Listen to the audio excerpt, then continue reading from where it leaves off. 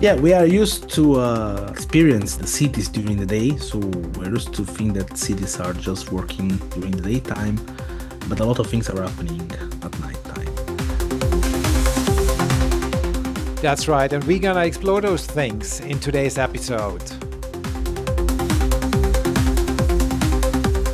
Hi, and welcome back to the Cities Reimagined podcast. I'm your voice of choice, Johannes Riegler, and this is Reimagining the City at Night.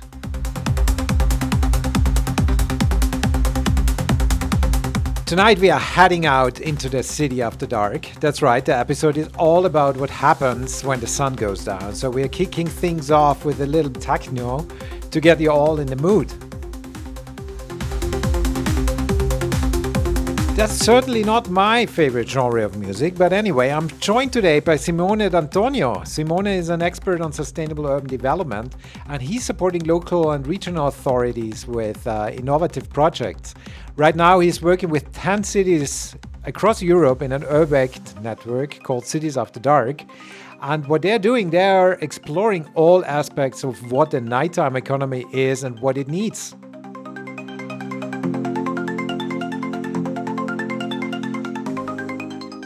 So I suggest you make sure that you're caffeinated enough, have a coffee and an energy drink, or whatever keeps you going through the night. But before you lose yourself on the dance floor too much, there's a heads up I need to give you. The nighttime economy is much more than just clubs and bars. There's more lenses to that. That includes mobility, care work, hospitality, logistics, emergency services, security, and access to services around the clock. And we will touch up on that today.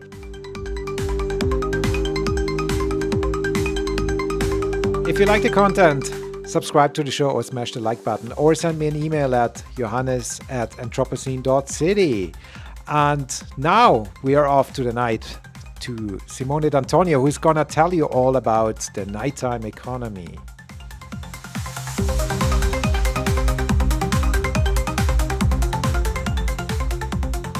Simone, what sparked your interest in cities in the first place? In fact, I grew up in the metropolitan area of Naples, Napoli, in Herculaneum specifically. So it's a city with 1,000 years of history. So Naples, that is as urban as it can get. Yeah, exactly. Yeah. Exactly. So still from the name, Napoli is taken from the Greek Neapolis, new city. So the urban topics are in some ways everywhere there. And I've always loved cities because are places full of challenges, but also places full of solutions to the challenges of our time. The metropolitan area of Naples, more or less 10 kilometers far from the city center of Napoli. I saw how much the lack of public transport, the lack of public spaces, the social inequalities, the lack of spaces to do sports really affected the everyday life of people. And I really think that these elements were very important for shaping my interest in cities. Do you have a remembrance when that was in your life? At what age did you think, oh, that is something I'm more interested in. I want to work on that topic. In fact, I was living there until 2006 when I moved to Brussels. So I experienced the magic of the 90s there in Napoli and the beginning of the century. Living in a city that was very different than the city that we know now. It is over touristified. It's full of visitors. At the time, there was not that much tourism. It was basically national tourism, not international. So it was really rare to find some tourists from abroad. And it was very authentic. I love to say that Napoli is the northest city of the global south. And it's still true in my opinion for many aspects of the everyday life there. And when I travel abroad, I always see great similarities with cities like Medellin or Cairo or Delhi or Mumbai. So I really feel that these cities have much in common with Napoli, with the place where I grew up. In Uh, what way? Tell me a bit about it. in the way people live in the public space, in the way people interact among them, in the way people sell things or survive in some ways. So the traffic is in some ways very similar. How the city is used Mm. on everyday basis. So it's the role of the marketplaces, the role of the street vendors, or the sound that is always very loud, not only the sound of the cars, but also the sound of people shouting or calling to each other. These kind of things are really connecting cities of the global south in some Yeah. ways. And I think that Napoli should be proud of it as a city. Naples is a city that should really invest on this legacy. It's one of the most ancient cities in the world, which is still uh, surviving, which is still Mm. there since its creation without having been destroyed or changed also in the uh, urban planning structure. Nice. We might come back to the tourism part or the tourism issue which you mentioned a bit later. But tell me a bit more. You moved to so you moved from Napoli to Brussels. What did you do Yes. there? Did you study there, or where did the urban background come in? In fact, I studied political sciences, Hmm. international relations in Napoli. I studied there at the Oriental University, which is the University of Oriental Studies. I moved to Brussels for an internship in 2006 while I was still studying. And then I got offered a job there in Brussels at the Association of Cities and Municipalities. That was a way for the Italian Association of Municipalities to bring our mayors and elected officials, civic officials to Brussels and to connect them to the European institutions. And before going to Brussels, I didn't even know that the national associations of cities could have interest in being there, in making some forms of institutional lobbying activities. When I went to Brussels, I realized that the this kind of offices, this kind of foundations were really useful for creating connections, not only with European institutions, but with cities. Hmm. So there were in that period, in those 3 4 years, 3 4 rotating presidencies of the European Council, which were really influential in shaping the debate on cities, in shaping um how cities in the future should look like. And that was really important, in my opinion, also for understanding that working with cities is not just working on the ground with infrastructural projects, but it's also working on dimensions such as the active participation of the residents, or the collaboration with different levels of governance, or the multi-level governance, were important for attracting resources, but also for creating the Yeah. conditions for innovative projects. Yeah.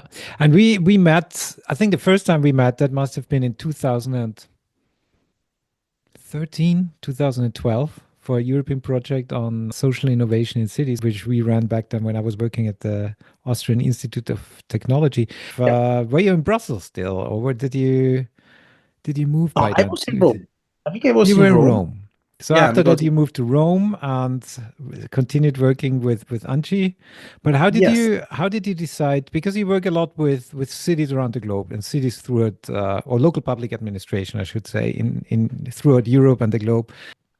what excites me of this is basically the impact that these projects are creating in cities. I had the chance to work with cities from different positions within the Association of Cities, which is like a ministry in Italy. So it's a point of reference for local governments.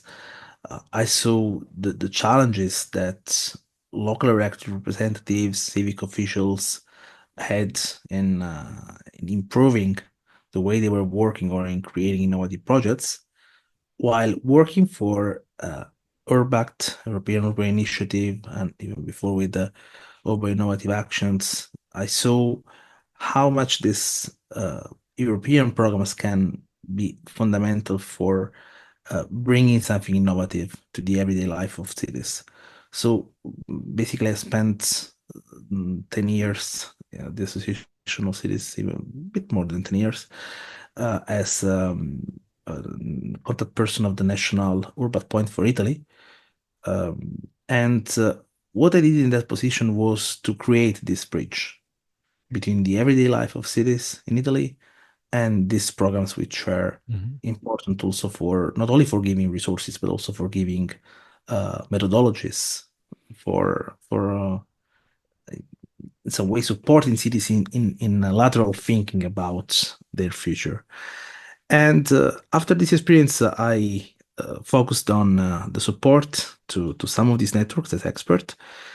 So I saw from the other side, from the transnational level, how much the action of experts and consultants can be important also for seeing things from the outside and also for improving the perception of urban innovation in cities. Because what I see is that many cities are doing innovative things, but they just don't realize that they are doing something innovative because it's part of the everyday life or it's one of the projects that they have, but it's not the most important one. So Yeah. sometimes I received uh, some some contacts of cities which are doing things, or they approach me for getting some support on specific projects, and then I say, guys, okay, you are doing great, but there's another project that you mentioned me just very briefly that maybe is more innovative that the thing that you are working on. Maybe you just to connect the dots, Yeah. and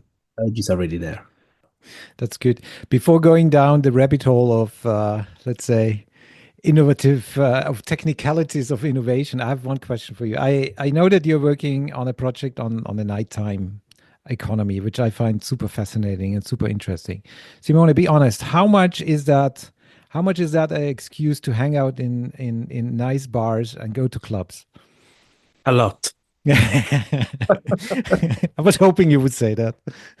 No, I'm very sincere about it. It's a great Yeah. opportunity to connect with great bars, with great clubs, Yeah. uh, but also with great people behind them. Yeah, Uh, but tell us about this project or the project's called Cities After Dark, or in general about the nighttime economy. Where does it come from? How does it? You mentioned before we started the recording, nighttime economy is from 6 p.m. to 6 a.m. What falls under that? Give us a bit of a taste. yeah, we are used to experience the cities during the day, so we're used to think that cities are just working during the daytime, but a lot of things are happening at nighttime. Um, it's not just bars and clubs. It's not just about entertainment or hospitality, but it's something, in my opinion, broader than this. At night, we have different categories of people who are working. We have nurses, doctors, bakers, policemen, people working in the transport, mobility sector. So for them, the city is really working on 24 hours. And the objective of Cities After Dark is to explore the potential of the cities in different dimensions of the nighttime economy. So it's not just about what are the sectors that are usually connected to our idea of nighttime as something enjoyable, as a recreative moment, as a moment for personal and cultural growth. uh, but also as a productive place. And we are doing that with 10 cities with different levels of experience on nighttime economy. We have some cities like Paris and Tallinn, which already had some strategies on nighttime economy and some interesting forms of governance or coordination among different departments or different offices within the local authority, also with strong political presence on these topics. Some other cities are very new to the topic. We have Braga as lead partner, then Genoa, Malaga, Piraeus, Varna, and many others, which are working for the first time on the nighttime economy. They are using the opportunity given by this URBACT network, which is the first URBACT network ever funded on this topic, to carry out testing actions on this and integrate strategies that are going to be uh, night policies for for them. Hmm. And it's in many cases also the first opportunity that they have to deal with the variety of stakeholders working at Hmm. night. What are the actions they are working on? Some cities worked on the localization of nighttime activities in order to decongestionate the city centers, which are usually the most populated night spots, and bring some activities out of the city centers, which is something also in line with the 15-minute city concept. So bringing not only access to public spaces or to green areas to public transport, but also access to cultural and economic opportunities after dark for all. It's part of the debate, in my opinion. Genoa, for instance, is working on that. They tested the extension of public transport line of bus line to the suburbs, and they organized some cultural events, something like guided tours of an historical palace or DJ sets in unusual places. So it was a way for testing the reaction of the residents, but also for testing the reaction of people who were going to this neighborhood for the first time for these events, and Hmm. it was really good. Um, Tallinn worked a lot on the involvement of a specific category of people, young people from 14 to 18 years old, who are in some ways not yet night users. And there is a risk that they are not going to be night users as we were at the time, because behaviors are changing. Yeah. Right now, fighting against the sofa, Hmm. fighting against everything we can have from home, from delivery, food delivery, or Netflix or other things. We have everything at home, so it's completely changing also the way people live at night and experience cultural life at night. So Tallinn It's decided, a very different experience, right? With the young ones, there's a different competition you have. Before you might, let's say, the nighttime economy or gastronomy and bars might have competed with each other, but now they compete apparently with as you said, Netflix, the yes, sofa, Liverando, who brings the food. It's comfortable at home. It's a different kind of spending money, which is not necessarily, yeah, you have a different experience with that. You don't experience the city per se as such. yeah, the pandemic had an impact on it for Mm. sure. Mm. There is a generation of people who were supposed to start to go out in 2020, 2021, and they basically stopped to go out in during those years. And they are not going out right now, or they are going out less than before. Mm. Rising prices is an element, but also some cultural changes that we see in cities. For instance, in many countries, we see that for health reasons, people are drinking less. Mm. So this is a challenge also for bar owners, restaurant owners, to offer some alternatives Mm. to go out and enjoy the night out without Yeah. drinking. Yeah. Was the core element of going out until a couple of years ago. So everything is changing, and we are focusing on how cities are supporting this change, Hmm. working with business owners, with cultural actors, but also with providers of innovative services. One of the things that is attracting a lot the attention on Cities After Dark is the fact that some of our cities are launching nighttime nurseries, which are really good for families where both the parents are working at night, in bars, clubs, or hospitals, or as drivers of buses or metro. Some cities are also testing night nurseries just for supporting families, young families who want to go out for a night. So these nurseries are open from 7 p.m. to midnight. You can leave kids with other kids, and so it's better than just having the babysitter at home. And young families can go to the theater, or they can go to watch a movie or go to the restaurant. So this project was launched in Genoa. It's a very interesting initiative that, in my opinion, is also attracting the attention of other cities across the globe, like Sydney or others who are willing to support nighttime economy, also providing new services to the people. Yeah, I really like that because when you start thinking about all these different, let's say, urban related aspects of the night, there are so many different aspects to it. Just brought in the night nursery, which I certainly never heard of or never thought about, probably because I don't have kids. But I've never heard of that.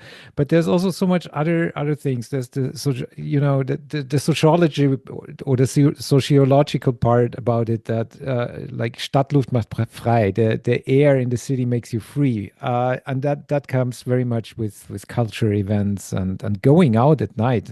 I believe, where you just explore the city in a different way, and where this anonymity of the city can have huge impact, or can brings a very different opportunities, possibilities, compared to a small town or a village. But then again, you have so many other interesting parts. You have the mobilization of underactivated or underused spaces, which might come in. You might have, the economic part. You might have alternative economic perspectives on that, or the alternative ways of doing culture or promoting culture. I found it very fascinating. But then on the other hand, you also have this whole dilemmas, which we already touched on in the beginning, that some cities are becoming very popular for that reason, for their nighttime economy and going out. Do you have some thoughts on that, on this link between nighttime economy and over tourism? Yes, I think that this element was one of the things that drove Braga at the beginning to present this application for a network on nighttime economy, also including cities like Genoa or Zadar, which were included in previous networks, like tourist-friendly cities, which was a network on sustainable impact of tourism in Europe, or including the urban agenda for the EU Partnership on Sustainable Tourism. But I need to say that at the end, many cities didn't go through this aspect working on nighttime economy, because they realized that before creating a city that is vibrant at night for the visitors, you need to make the city vibrant for the residents. And this is an element that we saw in some of the cities of the network, like Budva or Zadar, where the old towns are usually full of tourists during the summer. And their question is, where do the locals go out when tourists are here? And that's the reason why many cities are investing in diversification of night activities, diversification in space and quality of these activities. But many cities are continuing to focus on elements which are the contrast to noise pollution or the misuse of public spaces, which are still present in many cities across Europe. With Cities After Dark, we are trying to give some possible solutions which are not just technological solutions like CCTV or mechanism for reducing noise, but also mechanism for making public spaces better for all. Mhm. There are many experiences in across Europe of cities which are organizing a series of night events in public spaces or in public parks, which is a very important thing, especially in times of climate emergency, as the times we are living in, as a way also for finding some shelter from hot Mhm. during the summer period. If you organize these spaces in a way that is safer and more accessible for all, these spaces are going to be more welcoming Mhm. and people are going to enjoy them in a different way. And then there are some mechanisms also for supporting the cultural vibrancy of the spaces. In some cities like Tallinn are working on licensing rules. They are making licensing rules more flexible to spaces with a cultural agenda where they host not only music events but also clubbing programs or things which are part of the cultural offer of the city. They offer incentives to these places, some economic support, but also the opportunity of selling alcohol longer than other Mhm. spaces because alcohol obviously is a way for supporting also the revenues of these spaces. Paris has launched a similar mechanism of support for soundproofing of clubs and bars. So it's basically better for the city to have them there Mhm. with good soundproofing systems instead of finding them Mhm. and bringing them to shut down. Mhm. So we We have a have first. one. We have Yeah, one in Vienna. We have the Arena, which is, if you ask me, the best concert venue in the world. It's a former slaughterhouse, which got squatted in the 70s and is now a concert venue since then. Or it's multiple concert venues actually, and it was based in the industrial area, in the industrial pocket of Vienna. And as the city grows, this industrial city or parts around the slaughterhouse turned into housing.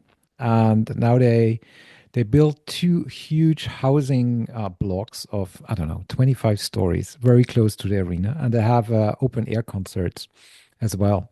So every time there's a concert, of course, with the old sound, they also have a new sound system now, but with the old sound system, they could hear the music from the open air.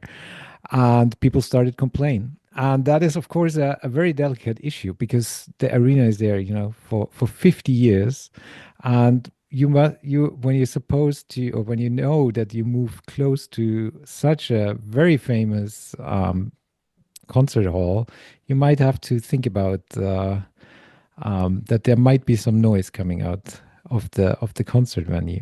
And now the city jumped in and financed them, or at least partly financed them, a new sound system for their open airs, which is more, let's say, directed to the audience and less goes less wild around it.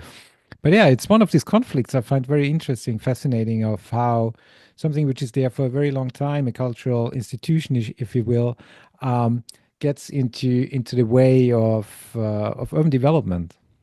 yeah. And one of the principles that is emerging a lot in UK especially, but also in Germany, is the principle of the agent of change.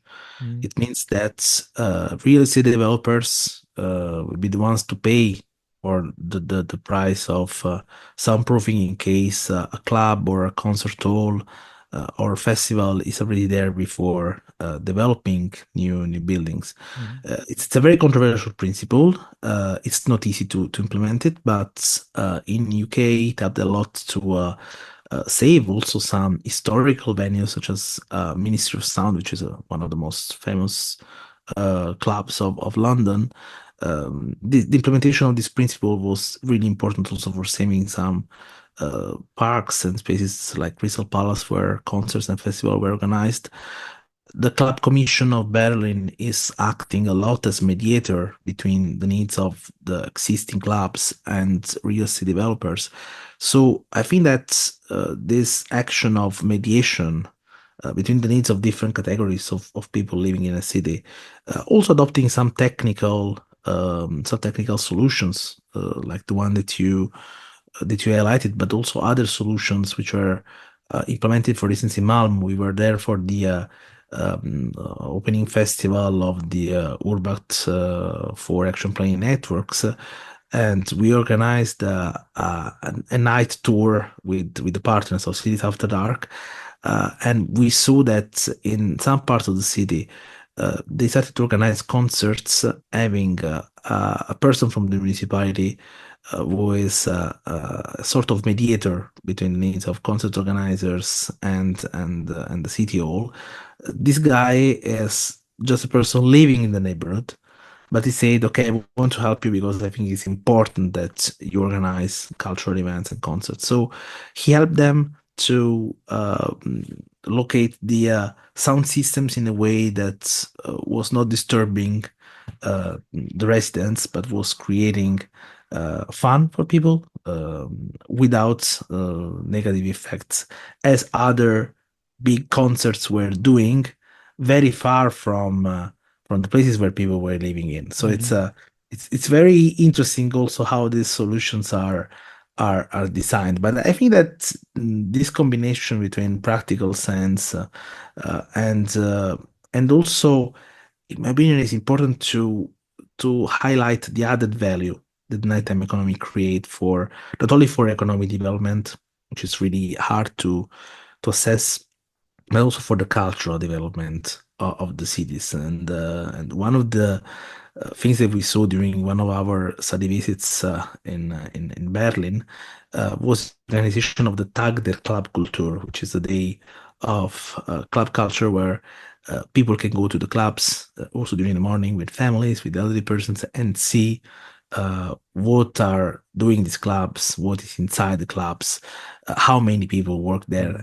And some of our cities, like Prague, decided to replicate this model, organizing a night festival, which was aimed not only to turn the main square into a dance floor for a night, but a way for showcasing the diversity of the night scene of the city, bar owners, but also Mm. artists and festivals and theater and night workers. So all these things really show to the people how much is important to keep the city vibrant at night, and how it's important also to find an agreement on what can be disturbing for the daily experience Mm. of some residents. Yeah, but it's very interesting. What you just said, these measures or these attempts to open up the nighttime economy to or these cultural places to a broader audience in a way that to because if you're not a club goer or not going to concerts or so, these places might seem a bit scary at times. You might have people wandering in and out, but you don't know what this is about if you're not going into the club yourself, right? Yeah, and that's the reason why we focused a lot on the right to the city at night for all. Mhm. Took Nice. this concept, which is at the core of the new urban agenda of UN Habitat, Hmm. and we toured them on the 24-hour basis. So Hmm. one of the things that drove me to the nighttime economy was the fact that I was involved in a previous Urban Innovative Actions project of Turin, Tonight, which was a project basically on urban security, so how to make true neighborhoods across along the Dora River safer at night. So a neighborhood with a strong presence of migrants, which was perceived as unsafe at night, and a neighborhood full of students with university campus. One of the innovative things of the project was the launch of a call for projects, of micro projects, so 50,000 euros per action, carried out by at least two NGOs together. And this project, which funded a lot of theater activities in public spaces or calligraphy courses on with the Chinese community, or some actions to rediscover words, cuisine from different migrant communities working there, uh, was very interesting for the people. But in fact, me or other person, we didn't notice the innovative element. When I was in Canada, I was in Montreal. There was a guy from 24 Hour Nation, which is maybe the most interesting media on nighttime economy.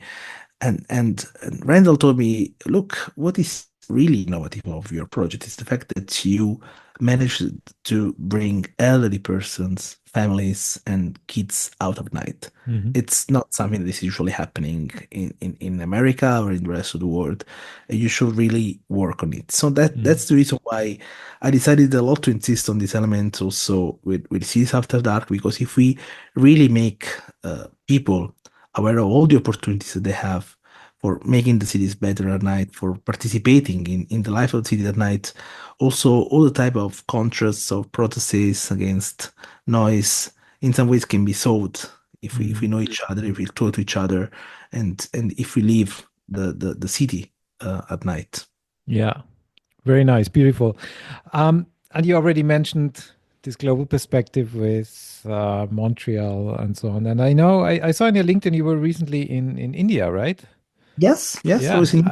I wanted to ask you about that a little bit because for a while during my work, I went to China a couple of times. And when I was in Beijing, I liked very much staying at a street which is translated Ghost Street. And my hotel was there. And that was basically almost 2 kilometer or 1.5 kilometer long street with one restaurant, one after the other, and many of them have are open for 24 hours. And I find it so fascinating how this is. I mean, it's a different culture of there of the nighttime economy. They have the night markets, and they rather go out for food and then spend the night in a restaurant. Um, but I really liked that there was so much going on in the street. And if you pass on the Friday, you saw some things you would otherwise not see on a Friday night in China. It was very fascinating. But it developed from I read into it, and it developed from a trading hub, which was located in this neighborhood towards this nighttime economy, or to this restaurant collection of restaurants. And because the workers of this trading hub had to eat somewhere. And that's how it developed over the years. But tell us a little bit about your experience in India, how that related to the nighttime economy. Well, how did you perceive it? How did it link to what is happening in Europe? And were you fascinated by by what you saw? In fact, everything was really fascinating. It was one of my dreams to go there. Was it a Uh, work trip or private? was a work trip. It Yeah. was a work trip. I was invited there to deliver a presentation at the After Dark Placemaking Weekend India, which was organized by Placemaking India. It was the first time that this network of architects and urban designers and planners decided to focus on nighttime economy. Mhm. So I brought there the experience of cities after dark, of the things that we are doing with our cities in Europe. But I took the opportunity to also to meet many cultural organizers and representatives of the nighttime economy industries who are active between Bangalore, Mumbai, and Delhi. And it was really great for the reasons that you said before. The fact that these cities have a very vibrant nightlife, even if this nightlife is not governed. The presence of food markets and street markets in Bangalore, I saw this flower market which opened at 4 o'clock in the morning, and it was really one of the most interesting things in the city to see this market alive at 4 a.m. With a lot of vendors, with the whole local community basically going Mhm. to the market between 4 a.m. and 9 a.m. Many cities in the global south are experiencing the same challenges. One of the most vibrant cities at night is Cairo in Egypt. It's really a city that doesn't sleep. Many cities in China as well. I had the same perception in Delhi. I was staying in the area of the station, and you can really see that the Pajangar area, the main bazaar area, is a place where people are still there during the night. They still sell food or stroll around. So there's a very different way of living the cities, of living in the public space. And I saw also something more similar to our concept of nighttime economy in Mumbai. which was really interesting also in terms of zoning policies and also the vibrancy of some cultural and entertainment spots. So I saw the diversity of this series of this urban context, and I need to say that this global side of the action that we are doing with Cities After Dark is very important. I was in Australia at the end of October for 2 weeks. I was invited there by the government of the New South Wales, the state of Sydney, which is the first state in the world to have a minister in charge of nighttime economy Wow. tourism and sport. So they have a huge office of 50 persons guided by the nighttime commissioner, which is in charge of defining policies for making presence more vibrant in different areas of the city. So not only in Sydney and its metropolitan area, but also in Byron Bay or in other parts of the state. And Australia is working a lot on that, is working a lot on the impact, on calculating the impact of nighttime economy using different sets of data. It's something that we are trying also to transfer to our cities, which are involved in Cities After Dark. So what I can see is that this network is gaining a global attention because we are focusing on something that is important for different types of cities, for cities in America, in Canada, or in Australia, but also in the global south. So I really think that one of the next frontiers is to support cities from India or Southeast Asia or Africa to create night policies based on what they already have, based on the vibrancy of the cities and from the organization of public services like waste collection or other things happening at night to the valorization of bars and clubs, which are really driving the cultural life of the cities. Yeah, very nice. Simone, you proved me that that it's not only a personal interest in going hanging out in bars and cafes, but there's much more behind that. There is much more behind this. Yeah, and I could talk to you for more hours, and I really enjoy when we meet that we have to, or I'm enjoying it that we meet regularly or from time to time to talk in person as well. But that leads us already to the last question, and that would be, what would you advise to anybody who wants to change anything in their cities? What would be three things you would advise to them? I will advise people to participate in public life, to be part of the life of their neighborhoods and contribute to change. I would advise people to go out. It's something that should not be so much special, Yeah, but is if we consider the war to the sofa that yeah. we are fighting right now. It's a I big think competition. it's a big Yeah, competition. Sofa is winning so many yeah. I'm times, fighting it every other day. Yeah, but but it's important. yeah. And then discover green areas not only during the day but also in other times of the day because the next frontier is to use parks in a different way than in the past. There are so many parts of the city that are like closed, I think, to the schoolyards, for instance. There are great public spaces. Some cities like Paris are starting to use them.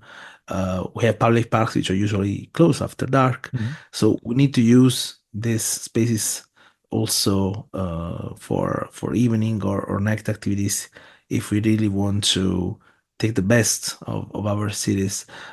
Some cities are also using the beach at night. Mhm. Dubai is keeping beach at night because it's too hot to go there to the beach Mhm. during the day. And so use this kind of things that are in front of us, so we see them every day. If you live in on the seaside, you see the beach, you see the seaside, but often people don't use it. If you are in Rome, sometimes you see archaeological ruins or you see parks, and but you don't use them at night. So using them at night in a very innovative way can be important for fostering a change that is not after dark, but it's during the 24 hours. Very nice, Simone. And pro tip for those people living in Vienna: if you go to Schönbrunn Park and Schönbrunn Castle and let yourself be locked into the park at night, it's wonderful because there's no people and it's really nice. And The security guards might be annoyed with you a little bit, but they're okay. They will let you I'm go. usually All right, Simone, thank you so much for the talk. I really much enjoyed it. And yeah, today you fly to Spain still, so I hope you have a good trip. Thank you, Ernest. See you soon. See you, bye. That's all for today. I hope the next time you go out at night, the next time you win the fight against the sofa, you see the city at night with a different set of eyes. If you like the show, make sure to leave a comment, to rate the show and subscribe to the channel. And to play you out today, we're gonna go back to the usual post-punk tune, because if you ask me, that's much better than the Berlin style techno. Okay, good night, and I hope to catch you soon.